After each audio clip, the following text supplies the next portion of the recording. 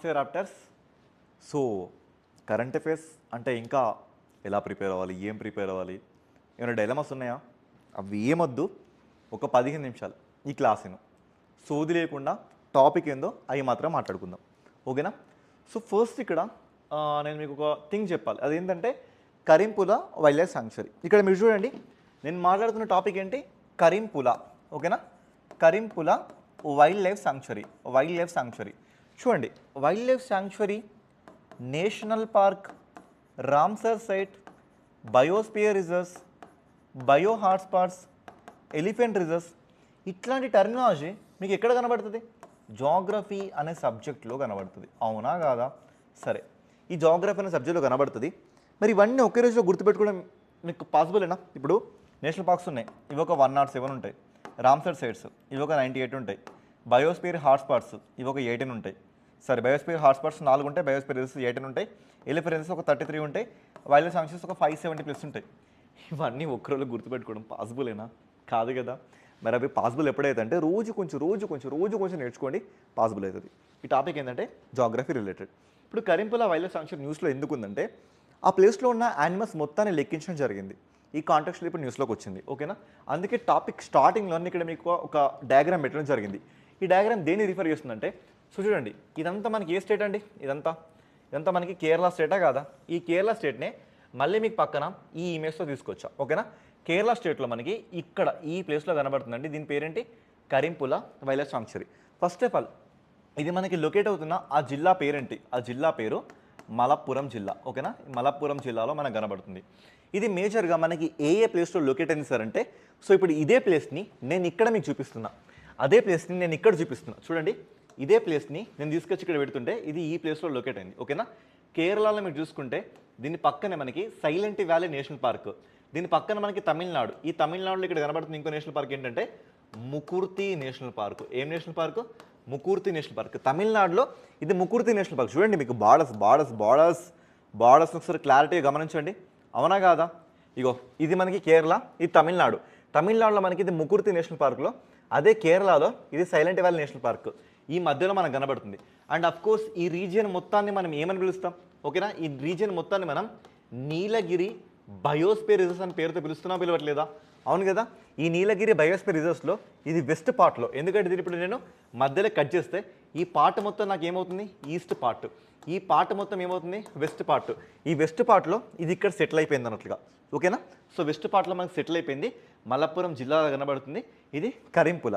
ఈ కరింపుల అనేది ఒక నది పేరు మీదుగా దీనికి పేరు వచ్చింది, ఓకేనా? ఒక నది పేరు మీదుగా దీనికి పేరు వచ్చింది. ఇది ఏ నదికి ఉపనది అని అడిగే ఛాన్స్ ఒకటి ఉంది. చలియర్ అనే నదికి ఇది ఉపనదిగా మనం చూసుకోవచ్చు. అలా ఇది మన కళ్ళ ముందుకు వచ్చింది. ఇక ఈ ప్లేస్లో మనం చూసుకుంటే మనకి చోళ నాయక్స్ అనే ఒక నొమాడిక్ ట్రైబ్స్, ఓకేనా? సో డేటా మీకు తెలుగు ఇంగ్లీష్ రెండిట్లో ఉందండి, జాగ్రత్త. మీకు రెండిట్లో కూడా మీకు డేటా తెలుగు ఇంగ్లీష్లో ఉంది. ఈ ప్లేస్లో మనకి చోళ నాయక్స్ అనే ఒక తెగ కనబడుతుంది, చోళ నాయకన్స్, ఓకేనా? చోళ నాయకన్స్ ఒక తెగ. నొమాడిక్ అంటే అర్థం ఏంటంటే సంచార జాతులు, ఓకేనా? సంచార జాతుల్ని ఇంగ్లీష్లో నొమాడిక్ అంటారండి. వీళ్ళు మన దేశంలో పీవీటీజీలుగా చూడొచ్చు. పీవీటీజీలు వీళ్ళు పర్టికులర్లీ వల్నరబుల్ ట్రైబ్స్గా మనం చూసుకోవచ్చు. మరి పీవీటీజీలు అంటే ఏంటి సార్? ఇప్పుడు ఎస్టీస్ ఉంది అంటే స్కెడ్యూల్ ట్రైబ్స్ ఉన్నారు. మరి ఈ స్కెడ్యూల్ ట్రైబ్స్లో ఇంకా స్కెడ్యూల్ ట్రైబ్సే వెనుకబడిన వాళ్ళు, అందులో ఇంకా వెనుకబడిన వాళ్ళని మనం ఏమంటామంటే పీవీటీజీలు అంటాం. వీళ్ళు ఎక్కడ ఉంటారంటే మనకి మేజర్గా ఈ కేరళలో ఈ కరింపుల వైల్డ్ లైఫ్ శాంక్చురీలో చోళ నాయకన్స్ అనే ఈ పీవీటీజీ జాతి ఇక్కడ మనకు కనబడుతుంది. వీళ్ళ జనరల్గా మనం ఏమంటాం తెలుసా? కేవ్ మెన్ ఆఫ్ కేరళ, అంటే కేరళలో గుహలలో నివసించే వ్యక్తులుగా వీళ్ళని మనం పిలుచుకుంటాం. సో వీళ్ళు మనకి పీవీటీస్ టాపిక్ మీద మనని ప్రతిసారి ఒక క్వశ్చన్ గ్యారంటీగా అడుగుతున్నారు, అందుకే నేను ఇప్పుడు ఈ టాపిక్ చెప్తున్నాను. ఎస్టీలలో మళ్ళీ అత్యంత వెనుకబడిన వాళ్ళు. ఇప్పుడు ఎస్టీ చూసుకుంటే మనకి ఆర్టికల్ 342ని గమనించాలి, అదేవిధంగా ఆర్టికల్ 366 సబ్ క్లాస్ 25, ఈ రెండు ఆర్టికల్స్ని మనం గమనిస్తే ఆర్టికల్ 342 మనకి ఏం చెప్తుంది? రాష్ట్రపతి సదరు యూటీ కానీ సదరు రాష్ట్రం కానీ ఆ గవర్నర్ సమ్మతి తీసుకున్న తర్వాత ఆ కమ్యూనిటీని ఎస్టీస్గా అనౌన్స్ చేస్తారు. మరి ఆర్టికల్ 366 సబ్ క్లాస్ 25 ఏం చెప్తుందంటే ఈ ఎస్టీ యొక్క డెఫినేషన్ మనకు చెప్తుంది, ఓకేనా?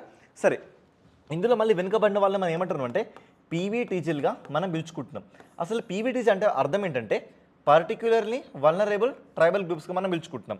మరి ఇంతకుముందు వీళ్ళని ఏమని పిలిచేవాళ్ళం అంటే చూడండి 1961లో ఎస్టీలలో అత్యంత వెనుకబడిన వాళ్ళ మీద ఒక కమిటీ చేస్తారు. ఆ కమిటీ పేరే మనం ఏమంటామంటే యుఎన్ దేబార్ కమిటీ అంటాం. ఓకేనా, యుఎన్ దేబార్ కమిటీ అంటాం. ఈ యుఎన్ దేబార్ ఇచ్చిన రిపోర్ట్ ప్రకారంగా 1975 నుంచి భారత ప్రభుత్వం వీళ్ళని ప్రిమిటివ్ ట్రైబల్ గ్రూప్స్గా పిలవడం జరిగింది. ఓకేనా, తర్వాత 2006 నుంచి ఈ ప్రిమిటివ్ ట్రైబల్ గ్రూప్స్ స్థానంలో పీవీటీజీ అనే పదజాలాన్ని యూజ్ చేయడం జరిగింది. ప్రజెంట్ మన దేశంలో ఎంతమంది పీవీటీజీలు ఉన్నారో తెలుసా? మొత్తంగా 75 రకాల పీవీటీజీలు మన దేశంలో కనబడుతున్నారు. అత్యధికంగా ఎక్కువ పీవీటీజీలు కల ఆ రాష్ట్రం ఏంటంటే ఒడిషా రాష్ట్రం అని మీరు ఆన్సర్ చేయండి. మొత్తంగా మన దేశంలో 18 రాష్ట్రాలు యూటీస్లలో ఈ పీవీటీజీస్ కనబడుతున్నారని మీరు క్వశ్చన్కి ఆన్సర్ చేయాలి. ఓకేనా, ఈయన యుఎన్ దేబార్ గారు ఒకప్పుడు కాంగ్రెస్కి అధ్యక్షుడు కూడా మనకు కనబడుతున్నారు. మొత్తంగా 75 టోటల్గా గ్రూప్స్ ఉన్నాయి, పీవీటీజీ గ్రూప్స్. ఒక ఒడిషా నుంచే మనకి 13 ట్రైబల్ గ్రూప్స్ కనబడుతున్నాయి. ఓకేనా, ఆంధ్రప్రదేశ్లో మనకి 12, అండమాన్లో 5, వెస్ట్ బెంగాల్లో 3, త్రిపురలో 1, మరి తెలంగాణ ఉందా? లేదు. ఓకేనా, ఇలా మీరు చూసుకోవచ్చు, దీన్ని చూసుకోవచ్చు. ఓకేనా, ఎస్. నెక్స్ట్ ఇక కేరళ టాపిక్ వస్తుంది కాబట్టి కేరళ సంబంధించిన ఏ చిన్న టాపిక్ కూడా నేను వదిలిపెట్టాను. కేరళ క్యాపిటల్ ఏంటి? త్రివేంద్రం. మొత్తం డిస్ట్రిక్ట్స్ అని కేరళలో 14. కేరళ గవర్నర్ ఎవరు? రాజేంద్ర ఆరెల్కర్. కేరళ సీఎం ఎవరు? పినరయ్ విజయన్. కేరళ చూసుకుంటే మనకి యూనికేమరల్ అంటే ఓన్లీ ఎమ్మెల్యే సిస్టమ్ ఉంది, ఎమ్మెల్సీ సిస్టమ్ లేదు. ఓకేనా, దీని మొత్తం టోటల్ అసెంబ్లీ సీట్స్ 140. దీంట్లో రాజ్యసభ సీట్స్ 9 ఎంపీ సీట్లు, లోక్సభ 20 ఎంపీ సీట్లు. దీని హైకోర్టు దీని రాష్ట్ర రాజధాని అయిన త్రివేంద్రంలో లేదు. ఎక్కడుంది తెలుసా మీకు? ఎర్నాకులంలో ఉంది. ఓకేనా, ఎర్నాకులం ఏంటి సార్ అంటే ఇది కొచ్చిన్కి ట్విన్ సిటీగా మనం చూసుకోవచ్చు. హైదరాబాద్, సికింద్రాబాద్, వరంగల్, కాజీపేట, హన్మకొండలాగా చూసుకోవచ్చు. ఓకే, ఈ ఎర్నాకులం హైకోర్టు ఇక్కడ మనకు కనబడుతుంది. దీని పక్కనే ఉన్న లక్షద్వీపులు కూడా, ఈ లక్షద్వీపులకి సెపరేట్గా ఒక క్యాపిటల్ లేదంటే ఒకటి సెపరేట్గా ఒక హైకోర్టు లేదు. ఈ లక్షద్వీపుల హైకోర్టు కూడా ఈ ఎర్నాకులం కేరళ హైకోర్టు కిందకి వస్తుంది. ఓకేనా, మరి లక్షద్వీప్ ఏంటి? ఇది ఒక యూటీ అనే పదం వినగానే మీ అందరికీ ఏం గుర్తు రావాలి? భారత రాజ్యాంగంలో పార్ట్ 8లో ఆర్టికల్ 239, 240, 241 ఇవన్నీ కూడా యూటీస్ గురించి చెప్తున్నాయి. అందులో ఎక్స్క్లూజివ్గా ఈ ఆర్టికల్ 241 అనేది ఏయూటీ ఏ హైకోర్టు కిందకి వస్తుందని చెప్తుంది. ఓకేనా, ఇలా నేర్చుకుందాం. ఇదే కరెంట్ అఫేర్, ఏం లేదు, గింతే కరెంట్ అఫేర్ అంటే గింతే. ఓకేనా, మరి నెక్స్ట్ చూసుకుంటే ఏదో 7 chakras of the India A impact summit అంట. మరి ఏంటో చూద్దాం. ఓకేనా, మరి ఇప్పుడు చూసుకుంటే మన భారతదేశం ఏఐ ఇంపాక్ట్ సమ్మిట్ అని ఒక సమ్మిట్ని స్టార్ట్ చేసింది. ఓకేనా, ఏఐతో ప్రభావితం జరిగే కొన్ని విషయాలను ఇక్కడ మాట్లాడుకుంటున్నాం. ఆ విషయాలలో మేజర్గా మన ఇండియా 3 థీమ్స్ని తీసుకుంది. 1, 2, 3. ఆ 3 థీమ్స్ ఏంటంటే ఫస్ట్ థీమ్ పేరు పీపుల్, సెకండ్ థీమ్ పేరు ప్లానెట్, థర్డ్ థీమ్ పేరు ప్రోగ్రెస్. ఓకేనా, ఈ 3 థీమ్స్ని తీసుకొని ఈ 3 థీమ్స్కి ఒక 7 చక్రాలను అమర్చింది. మరి ఆ 7 చక్రాలు ఏంటో మనం చూసుకుందాం. ఓకేనా, ఆ 7 చక్రాలు ఏంటో మనం చూసుకుందాం. ఇది తెలుగు అయినా ఇంగ్లీష్ అయినా కాస్త ఇంగ్లీష్లో గుర్తుపెట్టుకొని ట్రై చేయండి. అసలు ఇవి గుర్తుపెట్టుకునే అవసరం లేదు. వెరీ రీసెంట్గా ఒక 7 చక్రాలు 3 థీమ్స్తో ఏ ఇంపాక్ట్ సమ్మిట్ని ఏ దేశం కండక్ట్ చేసిందంటే ఇండియా అని చెప్పండి. ఓకేనా, అవి ఏంటి అంటే హ్యూమన్ క్యాపిటల్, మానవ మూలధనం ఎలా పెరగాలి, ఇన్క్లూజన్ ఫర్ సోషల్ ఎంపవర్మెంట్, సామాజిక సాధికారత ఎలా సాధించాలి, సేఫ్ అండ్ ట్రస్టెడ్ ఏఐ, మంచి నమ్మకం గల ఏఐని మనం ఎలా పెంచుకోవాలి, సైన్స్లో ఎలా యూజ్ చేసుకోవాలి, రెసిలియన్స్లో ఎలా కాపాడుకోవాలి, డెమోక్రటైజింగ్ అంటే ప్రజాస్వామ్యాన్ని ఎలా నిలుపుకోవాలి, అదేవిధంగా AI for economic development and social గుడ్స్కి మనం దీన్ని ఎలా తీసుకురావాలి. ఇది ఒక సింగిల్ అండ్ కరెంట్ అఫేర్. ఇవేం మీరు గుర్తుపెట్టుకున్న అవసరం లేదు. ఓకేనా, ఎస్. ఇలా మన కళ్ళ ముందుకు ఏఐ ఇంపాక్ట్ సమ్మిట్ అని న్యూస్లోకి వచ్చింది. Okay, next Copernicus Sentinel two mission. Copernicus Sentinel mission అనే ఒక మిషన్ ఇప్పుడు మళ్ళీ మన న్యూస్లోకి వచ్చింది. బేసికల్గా ఎందుకు న్యూస్లోకి వచ్చింది? ఏ కాంటెస్ట్లో కొన్ని క్వశ్చన్ అడిగితే ఇలా అడుగుతారు. క్వశ్చన్ ఎలా అడుగుతారంటే ఇప్పుడు కనబడుతుందా ఈ కోపర్నికస్ సెంటినెల్-2 అని ఒక శాటిలైట్ ఉందండి. దీన్ని ఏ దేశం ప్రయోగించింది? NASA, ISRO, JAXA, European Space Agency. ఇంతే. ఇలా క్వశ్చన్స్ ఫ్రేమ్ అవుతాయి. This is single and current affair. Okay, మీ ఎస్ఐపిసి సెంట్రల్ ఎగ్జామ్స్లో this is single and current affair. ఓకేనా, సరే చూద్దాం. ఇప్పుడు స్టోరీ ఏంటంటే మనకి ఇటలీలో వింటర్ ఒలింపిక్స్ జరుగుతున్నాయి. వాటికి సంబంధించిన ఫొటోస్ని యూరోపియన్ స్పేస్ ఏజెన్సీ సంబంధించిన ఒక శాటిలైట్, దాని పేరే కోపర్నికస్ సెంటినెల్-2. ఈ శాటిలైట్ ఒక హై రెజల్యూషన్ ఇమేజ్ని పాస్ చేసింది. అలా ఇది మన కరెంట్ అఫేర్స్లోకి వచ్చింది. అంతే, అంతకుమించి ఏం లేదు. సరే, ఇప్పుడు మనం దీన్ని చూసుకుందాం. ఇది ఒక ఎర్త్ అబ్జర్వేటరీ శాటిలైట్, అంటే భూమిని అబ్జర్వ్ చేసే ఒక శాటిలైట్. ఏ కాంటెక్స్ట్లో? అగ్రికల్చర్ కాంటెక్స్ట్లో, ఫ్లడ్స్ కాంటెక్స్ట్లో, వాటర్ ప్యూరిఫికేషన్ కాంటెక్స్ట్లో, అదేవిధంగా ఓల్కనస్ కాంటెక్స్ట్లో, సో అదేవిధంగా ఎన్వైర్మెంట్ కాంటెక్స్ట్లో, ఈ అన్ని కాంటెక్స్ట్లో ఎర్త్ని అబ్జర్వేషన్ చేసే విధంగా దీన్ని రూపొందించడం జరిగింది.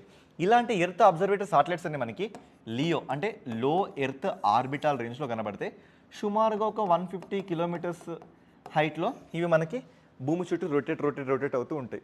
ఇంతే, ఇంతకుమించి ఏం లేదు ఈ కరెంట్ అఫేర్. ఓకేనా? ఎస్.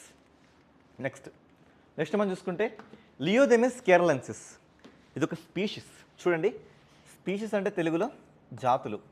ఈ జాతుల మీద మనం క్వశ్చన్స్ని ఎక్స్పెక్ట్ చేయొచ్చండి. ఓకేనా? సో ఇక్కడ స్పీషిస్ అంటే లియోదెమిస్ కేరళెన్సిస్. కేరళలో ఒక డ్రాగన్ ఫ్లై, ఒక తూనీగా, లేదా మనం ఏమంటాం ఇంకా తెలుగులో దువ్వెనలు కూడా అంటాం మనం. మరి ఇలాంటిది ఒకటి కనబడింది. సో కేరళలో చాలా లోతట్టు ప్రాంతాల్లో ఇలాంటివి కనబడుతున్నాయి. అలాంటివి కనబడుతున్న అర్థం ఏంటి? It's good sign. అవి ఎకాలజీ, ఎన్వైర్మెంట్, బయోడైవర్సిటీ ఉన్న దగ్గర కదా మనం కనబడేటివి. సో దీన్ని సింపుల్ గుర్తుపెట్టుకోండి. ఇక్కడ లిరియోదెమిస్ అంటే ఏం లేదండి, దాని సైంటిఫిక్ నేమ్. మరి కేరళెన్సిస్ అంటే కేరళలో కనబడ్డది కాబట్టి దాన్ని కేరళెన్సిస్ అన్నాం. వరంగల్లో కనబడితే వరంగల్ లెన్సెస్ అంటాం. హన్మకొండ కనబడితే హన్మకొండ లెన్సెస్ అంటాం. దట్స్ ఇట్, ఏం లేదు, అంతే సింపుల్. ఓకేనా? సో అలా మీరు చూసుకోవచ్చు దీన్ని. మరి ఇది ఏంటి అసలు, దీని స్టోరీ ఏంటంటే మనకి నార్త్ ఈస్ట్, ఈశాన్య రాష్ట్రాల్లో కూడా ఇలాంటి థింగ్ ఒకటి ఉంది. దాని పేరు ఏంటంటే లిరియోదెమిస్ అసిగాస్ట్రా. ఇక్కడ చూడండి, దీని పేరేంటి? లిరియోదెమిస్ కేరళెన్సిస్ కదా, కేరళెన్సిస్. దాని పేరు అరిగాస్ట్రా. ఈ అరిగాస్ట్రా మనకి ఎక్కడ కనబడుతుంది తెలుసా మీకు? ఇది నార్త్ ఈస్టర్న్లో కనబడుతుంది. ఈ కేరళెన్సిస్ మనకి కేరళలో కనబడుతుంది. ఇవి సీజన్ వైజ్గా వచ్చుకుంటూ పోతున్నాయంట. మరి ఇలాంటి ఒక కొత్త జీవి ఇక్కడ కనబడ్డదని చెప్తున్నారు.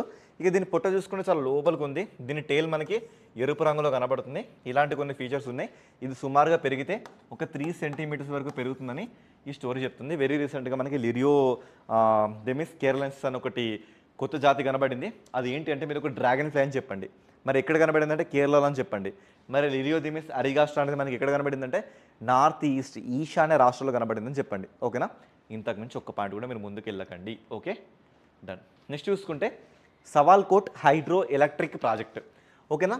ఇది చాలా 100% ఎగ్జామ్స్లో అడగడానికి స్కోప్ ఉన్న ఏరియా. ఎందుకు సార్? ఇప్పుడు మీరు చూడండి, పహల్గామ్ అటాక్ మనకి ఎప్పుడు జరిగింది?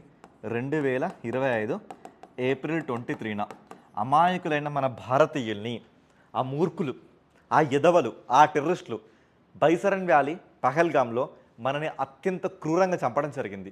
దానికి ప్రతీకారంగా మే 7న మనం ఆపరేషన్ సింధూర్ని తీసుకొచ్చినాం. అవునా కాదా?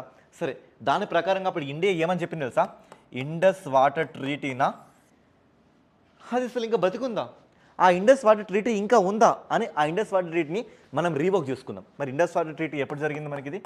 ఇది 1960 సెప్టెంబర్ 19న ఏ దేశాల మధ్య జరిగింది? Pakistan and India. పాకిస్తాన్ చూసుకుంటే ఆయూబ్ ఖాన్ వాళ్ళ పిఎం. ఓకేనా? ఆయూబ్ ఖాన్. మన దేశం చూసుకుంటే జవహర్లాల్ నెహ్రూ. వీరిద్దరి మధ్య జరిగింది.